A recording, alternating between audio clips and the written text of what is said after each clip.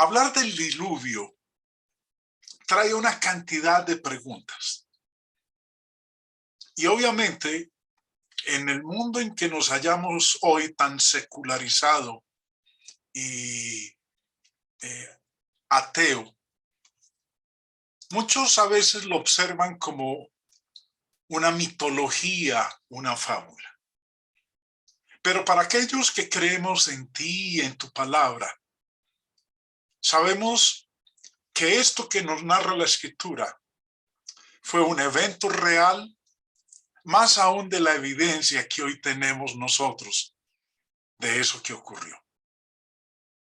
Hay unas palabras que el Señor pronunció cuando hablaba con Moisés y decía, Génesis 6:3, dijo Jehová, no contenderá mi espíritu con el hombre para siempre, porque ciertamente él es carne, mas serán sus días 120 años. Yo quiero que analicemos todo este versículo y quiero empezar por lo que dice en la parte final, mas serán sus días 120 años. ¿A qué se refiere exactamente cuando él dice serán sus días 120 años? He escuchado a algunos decir que se refiere al límite de la vida útil en la tierra. O sea, pues, de que el hombre solamente viviría 120 años. Pero eso no puede ser cierto. ¿Por qué no puede ser cierto? Porque leemos en la Escritura de que la gente vivió más de 120 años después del diluvio. Vamos a ver la evidencia bíblica en ese respecto. Génesis 6 es cuando Dios declaró antes del diluvio, mas serán sus días 120 años. Avanzando 5 capítulos más, llegamos al capítulo 11 del Génesis. Ya ha ocurrido el diluvio, han pasado años después de que ha ocurrido el diluvio y aprendemos nosotros lo siguiente. En este caso particular, nos dice de algo que ocurre 2 años después del diluvio. Génesis 11 nos dice, estas son las generaciones de Sem. Sem, de edad de 100 años, engendró a Arfaxad, 2 años después del diluvio. Recordemos que Sem era uno de los hijos de Noé. Y dice que esto ocurre 2 años después del diluvio. Sem tenía 100 años y tuvo un hijo, Arfaxad, 2 años después del diluvio. Verso 11. Y vivió Sem después que engendró a Arfaxad 500 años y engendró hijos e hijas. Es interesante notar, recordemos, en Génesis 6:3 antes del diluvio, Dios dijo, mas serán sus días 120 años. Pero aquí tenemos a Arfaxad 2 años después del diluvio teniendo un hijo. Y cuando tiene ese hijo, él tiene 100 años. Después de que tiene Arfaxad, Sem vivió 500 años. En otras palabras, vemos entonces en esta primera parte, que cuando Dios dijo en Génesis 6:3, mas serán sus días 120 años, no está diciendo que el hombre a partir de ese momento solamente iba a vivir 120 años. Aquí tenemos a uno viviendo 500 años después del diluvio. Continuemos. Arfaxad vivió 35 años y engendró a Sala. Y vivió Arfaxad, después que engendró a Sala, 403 años. Y engendró hijos e hijas. Una vez más, leyendo este caso ya de Arfaxad, el hijo de Sem, vive 403 años después que engendró a Sala. En total vivió, si sumamos nosotros, los 35 años que él tenía cuando engendró a Sala. Y después de que él tiene a Arfaxad, vive 403 años más, entonces tenemos nosotros que él vivió 441 años. Si sumamos bien o si sumé bien, espero no haberme equivocado. Eso nos muestra entonces que cuando el Señor dijo en Génesis 6:3, mas serán sus días 120 años, no estaba diciendo que el hombre iba a vivir solamente 120 años. Continuemos. Sala vivió 30 años y engendró a Eber. Y vivió Sala después que engendró a Eber 403 años y engendró hijos e hijas. Eber vivió 34 años y engendró a Peleg. Y vivió Eber después que engendró a Peleg 430 años y engendró hijos e hijas. Peleg vivió 30 años y engendró a Reu. Y vivió Peleg después que engendró a Reu 209 años y engendró hijos e hijas. Reu vivió 32 años y engendró a Serug. Y vivió Reu después que engendró a Serug 207 años y engendró hijos e hijas. Vemos entonces que en el contexto de Génesis 11, 5 capítulos después de Génesis 3, cuando Dios dijo, mas serán sus días 120 años, que las personas vivieron más de 120 años. Unos vivieron 200, otros vivieron 400, otros vivieron 500. Continuemos. Nos dice en el versículo 22, Serug vivió 30 años y engendró a Nacor. Y vivió Serug después que engendró a Nacor 200 años y engendró hijos e hijas. Nacor vivió 29 años y engendró a Taré. Y vivió Nacor después que engendró a Taré 119 años y engendró hijos e hijas. Taré vivió 70 años y engendró a Abram, a Nacor y a Harán. Esto que nos muestra el capítulo 11 de Génesis nos permite a nosotros decir con toda seguridad que en Génesis 6:3 Dios no dijo que el hombre iba a vivir solamente 120 años. Porque vemos aquí cómo es que estos, después del diluvio, vivieron mucho más tiempo que eso. 119, 200 años, 400 años, 500 años. Ahora, el verso 26 nos dice que Taré tuvo como hijos a Abram, a Nacor y a Harán. Se empieza a mencionar los patriarcas. Abraham, Ismael, Isaac, Jacob, enseguida los vamos a leer. Vivieron hasta tener más de 120 años. En el caso de Abraham, Génesis 25:7 dice, y estos fueron los días que vivió Abraham. 175 años. Génesis 6:3 dice, mas serán sus días 120 años. Eso quiere decir que esa declaración en Génesis 6:3 no tiene que ver con el tiempo de vida de una persona, con la duración de vida de una persona. Tiene que ver con otro aspecto. Porque aquí tenemos a Abraham que vivió mucho tiempo después del diluvio y dice que cuando murió tenía 175 años.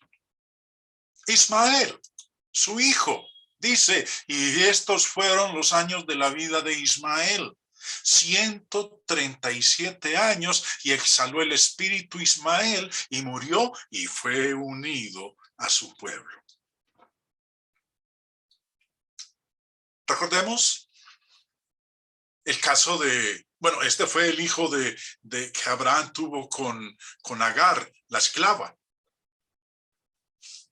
Isaac, el hijo que él tuvo, el hijo de la promesa que tuvo con Sara, dice, y fueron los días de Isaac, Génesis 35, 28, 180 años. También Jacob, uno de los hijos de Isaac, y vivió Jacob en la tierra de Egipto 17 años, y fueron los días de Jacob, los años de su vida, 147 años. Como vemos entonces, Abraham, Ismael, Isaac, Jacob vivieron más de 120 años. Vivieron más del tiempo mencionado en Génesis 6:3. Y eso que Génesis 6:3, algunos lo han empleado para decir que Dios ahí está diciendo cuánto iba a ser el tiempo de vida de una persona después del diluvio. Eso no es lo que dice el texto. El contexto inmediato y el contexto remoto nos permiten a nosotros decir con toda seguridad, con toda claridad, sin temor a equivocarnos, que no está hablando Génesis 6:3 del tiempo de vida de una persona. Incluso Aarón, el primer sumo sacerdote de Israel, que vivió aproximadamente 1000 años después del diluvio.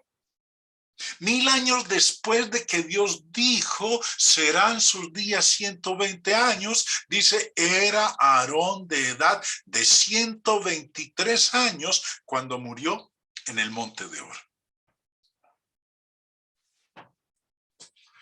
Bueno, podríamos multiplicarlo con otros pasajes, pero creo que estos son suficientes para que nos demos cuenta de que eso que Dios declaró en Génesis 6:3 de serán sus días 120 años, no tiene que ver con el tiempo de vida de una persona. Los señores Keil y Delitzsch, en su comentario al texto hebreo del Antiguo Testamento, con respecto a la declaración de Génesis 6:3, dicen, por eso serán sus días 120 años. Esto no significa que la vida humana nunca alcanzará a vivir más de 120 años, sino que todavía se le dará un respiro de 120 años a la raza humana. Esta sentencia, como podemos captar por el contexto, fue dada a conocer a Noé cuando tenía 480 años, para que fuera publicada por él como un predicador de justicia a la degenerada raza. En otras palabras, lo que dice aquí el comentario de estos señores, basado en lo que muestra el contexto del Génesis, es que Dios, a partir del momento en que decide destruir la tierra con un diluvio debido a la maldad que había, le iba a dar a esa humanidad, a los habitantes de ese entonces, 120 años de espera para que se arrepintieran. Si al cabo de esos 120 años no se habían arrepentido, entonces Dios destruiría la tierra con un diluvio. Y ese fue el tiempo que Noé utilizó para construir el arca. Además, los versículos bíblicos inmediatos y remotos sugieren que los 120 años de Génesis 6:3 son una referencia a algo muy diferente al límite de la vida útil de una persona. Recordemos que la gente de la tierra durante la vida de Noé antes del diluvio era extremadamente malvada. Génesis 6 nos dice, vio Jehová que la maldad de los hombres era mucha en la tierra, y que todo designio de los pensamientos del corazón de ellos era de continuo solamente el mal. Y se arrepintió Jehová de haber hecho hombre en la tierra, y le dolió en su corazón. Y dijo Jehová, raeré de sobre la faz de la tierra a los hombres que he creado, desde el hombre hasta la bestia y hasta el reptil y las aves del cielo, pues me arrepiento de haberlos hecho. La maldad del hombre era tan grande que toda la intención de los pensamientos de su corazón era continuamente solo maldad. La tierra se había vuelto tan depravada y llena de tanta violencia cuando Noé cumplió 500 años, que Dios decidió traer destrucción sobre la tierra como el mundo nunca había visto. Pero dado que Dios es perfecto en su paciencia y desea que todos los hombres se arrepientan en lugar de perecer, entonces les dio 120 años de espera. Dice primera de Pedro 3:20, los que en otro tiempo desobedecieron cuando una vez esperaba la paciencia de Dios en los días de Noé mientras se preparaba el arca. 120 años utilizó Noé para construir el arca. Dios dijo, voy a dar 120 años. Voy a esperar 120 años. Génesis 6:3. Dijo Jehová, no contenderá mi espíritu con el hombre para siempre, porque ciertamente él es carne, mas serán sus días 120 años. 120 años de paciencia. 120 años que Dios esperó que ellos se arrepintieran. Como dice en Romanos 9:22, ¿y qué si Dios, queriendo mostrar su ira y hacer notorio su poder, soportó con mucha paciencia los vasos de ira preparados para destrucción? ¿Soportó cómo?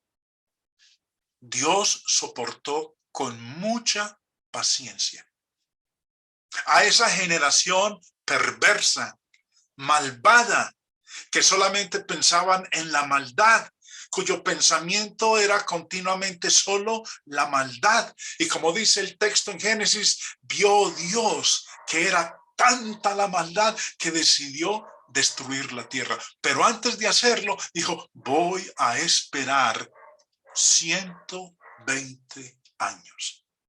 Les voy a dar 120 años para que se arrepientan. Dios no obra de una manera impulsiva como lo hacemos nosotros. La ira de Dios no es impulsiva. Dios es un Dios misericordioso, lento para la ira y grande en misericordia, nos dice la Escritura. Y la misericordia para con esta generación fue de 120 años. ¿Qué pasó al final de esos 120 años? Dice Mateo 24:39. Y no entendieron. No entendieron la paciencia de Dios hasta que vino el diluvio y se los llevó a todos. Dios esperó año tras año y década tras década mientras se preparaba el arca. Al final, ¿qué ocurrió? Vino el diluvio y se los llevó a todos. 120 años de paciencia. No 120 años que iba a ser el límite de vida de un ser humano, sino el tiempo de paciencia que Dios tendría procurando que la humanidad de ese entonces se arrepintiera. Y tiempo utilizado por Noé para construir el arca. Volviendo al versículo que estamos nosotros leyendo en Génesis capítulo 6, en la primera parte del verso Dios dijo: no contenderá mi espíritu con el hombre para siempre. Ahora, ¿qué fue lo que quiso decir con esa declaración? Bueno, simplemente está diciendo Dios: yo no me voy a pasar toda la vida rogándole al hombre que cambie, que se arrepienta, que deje sus malos caminos. No voy a estar detrás de él. No voy a estar juzgándolo, ni castigándolo, ni disputando con él, ni contendiendo con él. No me voy a pasar toda la vida en eso. No contenderá mi espíritu con el hombre para siempre. Dijo: voy a procurar que el hombre cambie. Lo voy a invitar, lo voy a exhortar, le voy a llamar la atención durante 120 años, pero no por siempre. Yo no me voy a quedar toda la vida. 120 años voy a contender con él. Matthew Henry, en su comentario bíblico respecto de estas palabras del verso 3, no contenderá mi espíritu con el hombre para siempre, dijo: la resolución de Dios de no contender por su espíritu con el hombre para siempre. Nótese, primero, que el Espíritu Santo contiende con los pecadores por medio de la convicción de pecado, advirtiéndoles por medio de su conciencia para que se vuelvan a Dios y dejen el pecado. Segundo, si el Espíritu es resistido, apagado y contrarrestado, aunque contienda por largo tiempo, no contenderá para siempre. ¿Quién fue el instrumento empleado por Dios para contender con el hombre de esa época? Para redargudirlo, para exhortarlo. Sabemos muy bien quién fue. Fue Noé. A través de Noé, Dios contendió con el hombre de ese entonces. Fue su instrumento para predicarles, para invitarlos al arrepentimiento, para que les anunciara que Dios iba a traer un juicio, que atendieran a ese llamado. Pero Dios dijo: no me voy a pasar toda la existencia del hombre haciendo eso. Contenderá mi espíritu con el hombre, no para siempre, sino durante 120 años. Y lo otro que declara en el versículo 23, como razón de ello, de no seguir contendiendo con el hombre para siempre, sino solamente durante 120 años, es porque ciertamente él es carne. El hombre busca más la carne que el espíritu. Busca más los deseos de la carne que el fruto del espíritu. Una vez más, citando el comentario de Keelan Delitzsch sobre esta parte, dice: los hombres, dice Dios, han demostrado ser carne por su continuo errar y desviarse, cediendo a la carne, y siendo incapaces de ser dirigidos por el Espíritu de Dios y ser devueltos a la divina meta de su vida. Ya se utiliza como su significado ético. Ya se utiliza con su significado ético como sarx, o sea, pues carne, en el Nuevo Testamento, denotando no solo la naturaleza corporal del hombre, sino su materialidad impía por causa del pecado. Yo quiero que notemos ahora, hermanos, que cuando el apóstol Pedro escribió acerca de Noé, de sus contemporáneos desobedientes y de la paciencia de Dios, declaró esto: Porque también Cristo padeció una sola vez por los pecados, el justo por los injustos, para llevarnos a Dios, siendo la verdad muerto en la carne, pero vivificado en espíritu, en el cual también fue y predicó a los espíritus encarcelados, los que en otro tiempo desobedecieron, cuando una vez esperaba la paciencia de Dios en los días de Noé, mientras se preparaba el arca, en la cual pocas personas, es decir, 8, fueron salvadas por agua. En este escrito del apóstol Pedro, nos dice que el Señor Jesús fue y le predicó a esas personas del tiempo de Noé. Verso 19, en el cual también fue y predicó a los espíritus encarcelados.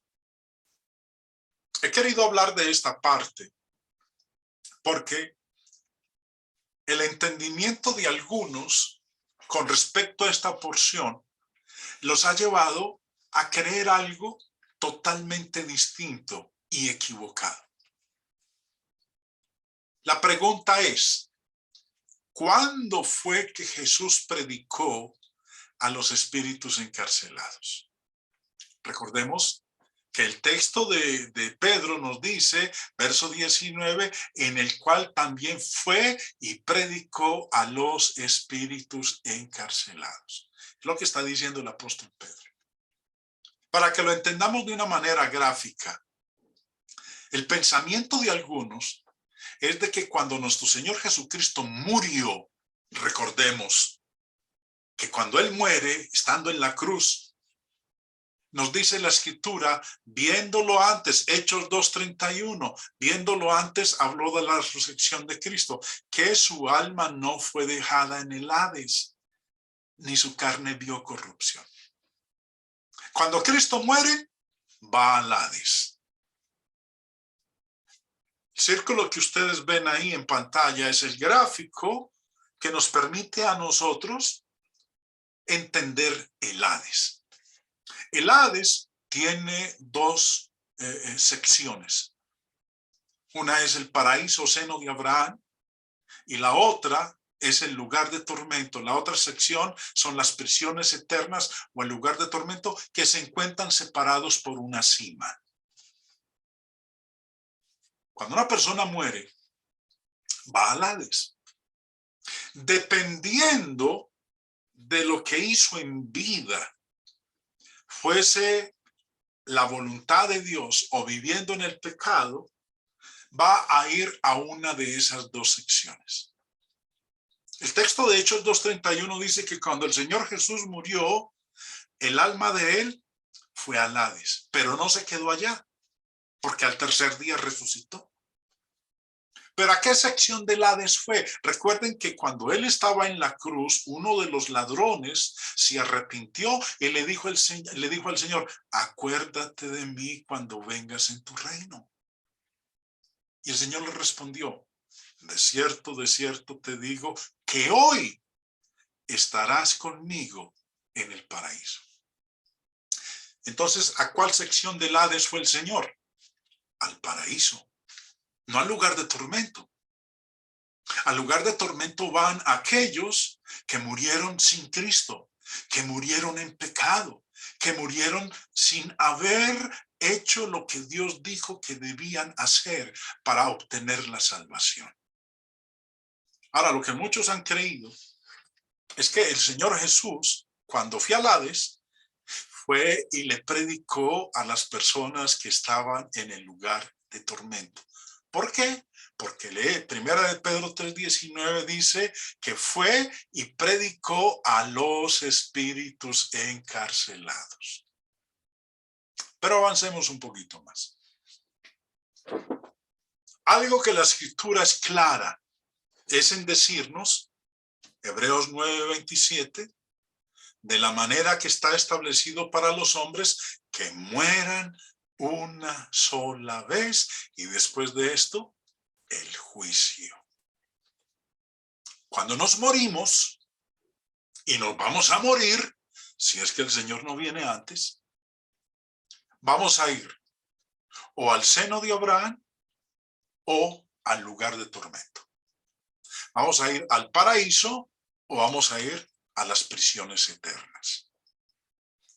Devolviéndonos a primera de Pedro 3, recordemos, el Señor Jesús fue vivificado en espíritu y en espíritu Él fue. ¿Qué significa eso? ¿Qué significa que Jesús fue vivificado en espíritu?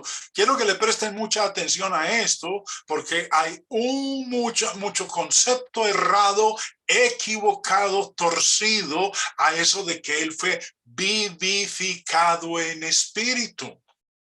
Voy a leerles 3 versiones diferentes que nos permiten a nosotros entender qué es eso de que fue vivificado en espíritu y que en espíritu fue y predicó a los espíritus encarcelados. La Nueva Versión Internacional dice, porque Cristo murió por los pecados, una vez por todas. El justo por los injustos, a fin de llevarlos a ustedes a Dios. Él sufrió la muerte en su cuerpo, pero el Espíritu hizo que volviera a la vida. ¿Quién hizo que Jesús volviera a la vida? El Espíritu. Lo que nos está diciendo aquí es que Jesús sufrió la muerte en su cuerpo, pero el Espíritu Santo hizo que ese cuerpo volviera a la vida, resucitara. Por medio del Espíritu fue y predicó a los espíritus encarcelados. No está diciendo aquí que Jesús en persona fue y le predicó a los espíritus encarcelados, sino que por medio de aquel que lo volvió a la vida, aquel que lo resucitó de entre los muertos, ese espíritu fue y predicó a los espíritus encarcelados. Otra versión.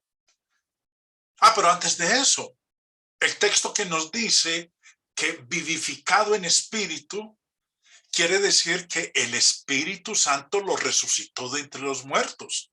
Romanos 8:11 dice, y si el Espíritu de aquel que levantó de los muertos a Jesús mora en vosotros. ¿Quién levantó de los muertos a Jesús? Aquí está hablando el apóstol Pablo, por inspiración. Y nos dice que el que levantó de los muertos a Jesús fue ¿quién? El Espíritu Santo. Cuando dice, primera de Pedro 3:18, que Jesús fue vivificado en espíritu, está queriendo decir que el Espíritu Santo fue el que lo volvió a la vida, el que lo levantó de los muertos. Leamos el mismo pasaje en la palabra de Dios para todos. Porque Cristo mismo sufrió la muerte por nuestros pecados, una vez y para siempre. Cristo no era culpable y aún así murió por los que sí lo eran, para poder llevarlos a ustedes ante Dios. Lo mataron, pero volvió a la vida por medio del Espíritu. Por el Espíritu, Jesucristo fue a proclamar su victoria a los espíritus que estaban presos. Vemos entonces que estas versiones nos ayudan a nosotros a reafirmar que cuando Pedro dijo que Jesús fue vivificado en espíritu, quiere decir que el Espíritu Santo fue el que lo volvió a la vida, lo levantó de entre los muertos. Otra versión, la Nácar Colunga, porque también Cristo murió una vez por los pecados, el justo por los injustos para llevarnos a Dios. Murió en la carne, pero volvió a la vida por el Espíritu. Y en él, en el Espíritu, aquel que lo resucitó, fue a pregonar, fue a predicar a los espíritus que estaban en prisión. Uno de los papeles más vitales del Espíritu Santo en la Biblia es el de inspirador de los profetas. Segunda de Pedro 1:21 dice, porque nunca la profecía fue traída por voluntad humana, sino que los santos hombres de Dios hablaron siendo inspirados por el Espíritu Santo. Siendo eso así, recordemos que cada vez que un siervo de Dios hablaba, decía, el Espíritu de Jehová ha hablado por mí. Efesios 2:13 nos enseña que lo que uno hace a través de un agente autorizado es dicho que lo hace uno mismo. Entendamos. Pedro dice que Jesús, por el Espíritu, fue y predicó a los espíritus encarcelados. Presten atención a lo que vamos a leer en Efesios 2. Pablo escribe y dice en el verso 13, pero ahora en Cristo Jesús, vosotros que en otro tiempo estabais lejos, habéis sido hechos cercanos por la sangre de Cristo. Cuando uno lee el contexto de Efesios 2, y sobre todo esta parte que dice de vosotros que en otro tiempo estabais lejos, esos que estaban lejos eran los gentiles, el pueblo gentil. Pero en Cristo Jesús, vosotros que en otro tiempo estabais lejos, los gentiles, habéis sido hechos cercanos por la sangre de Cristo. ¿Gracias a qué? Versículo 17. Porque Cristo Jesús vino y anunció las buenas nuevas de paz a vosotros que estabais lejos y a los que estaban cerca. Los que estaban cerca eran los judíos. Los que estaban lejos eran los gentiles. ¿Y quién vino y le anunció el evangelio, las buenas nuevas de paz a los que estaban lejos? Dice aquí el apóstol Pablo que lo hizo nuestro Señor Jesucristo. Jesús nunca en persona llevó el evangelio a los gentiles. Nunca.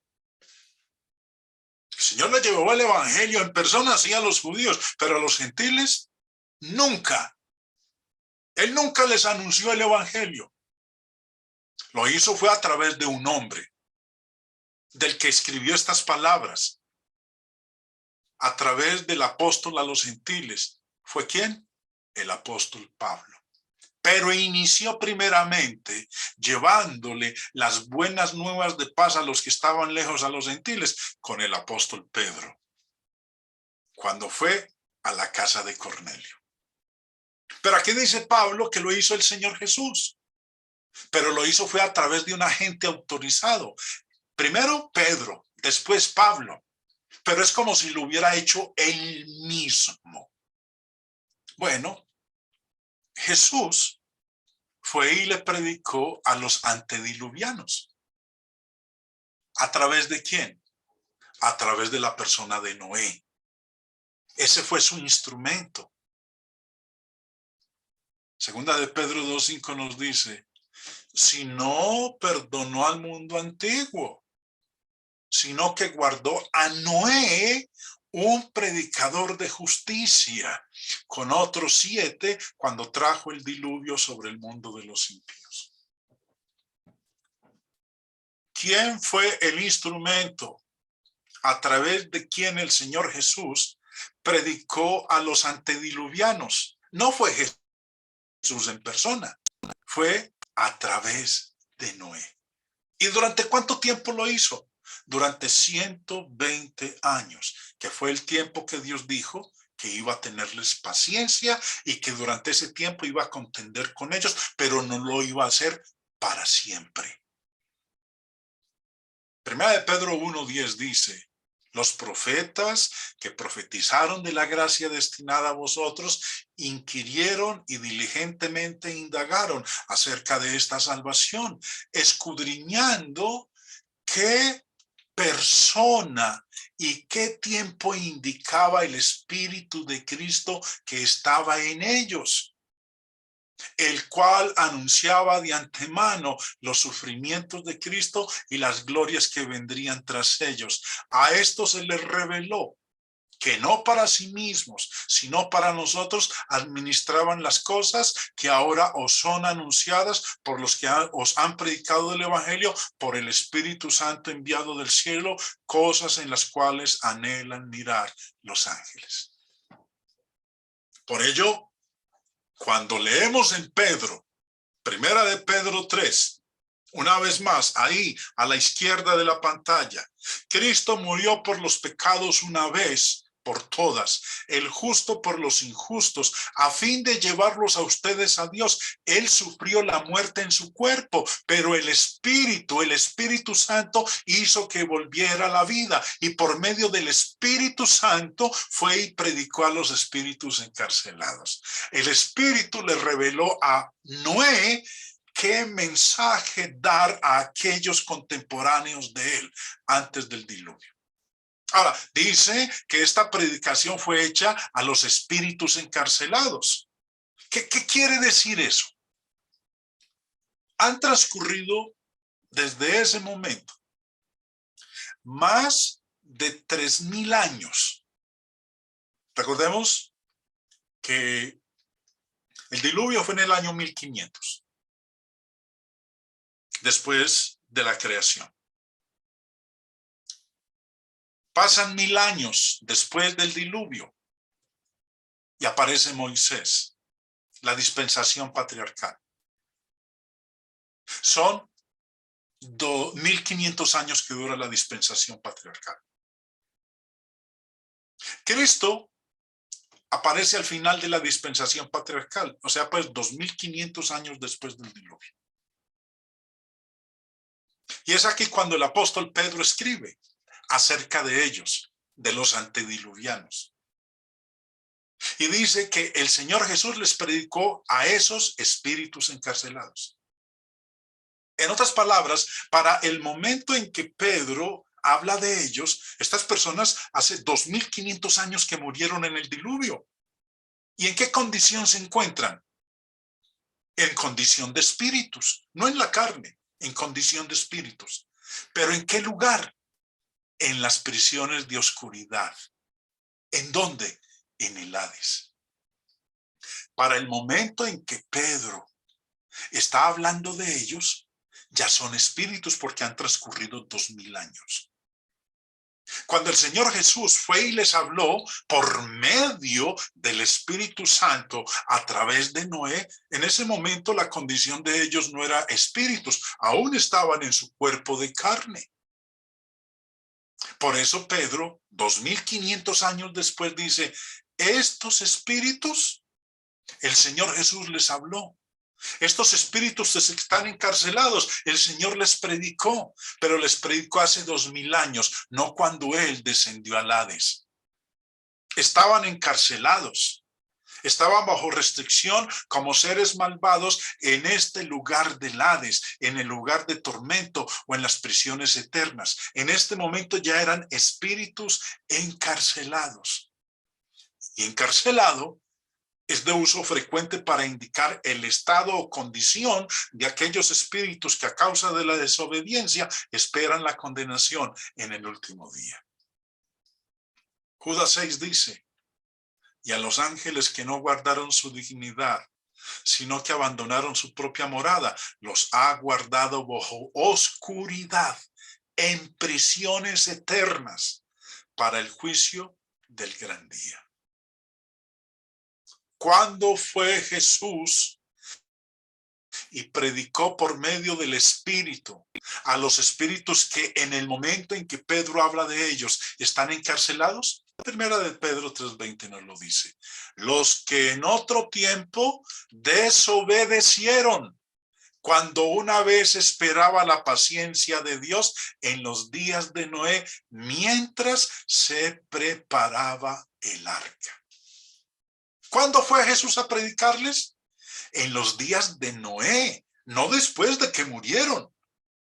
Fue en el tiempo en que Noé estaba predicando, estaba preparando el arca. Génesis 6:5 dice, y vio Jehová que la maldad de los hombres era mucha en la tierra y que todo designio de los pensamientos del corazón de ellos era de continuo solamente el mal. Por eso decidió destruir la tierra, pero dijo, les voy a dar un tiempo para que se arrepientan.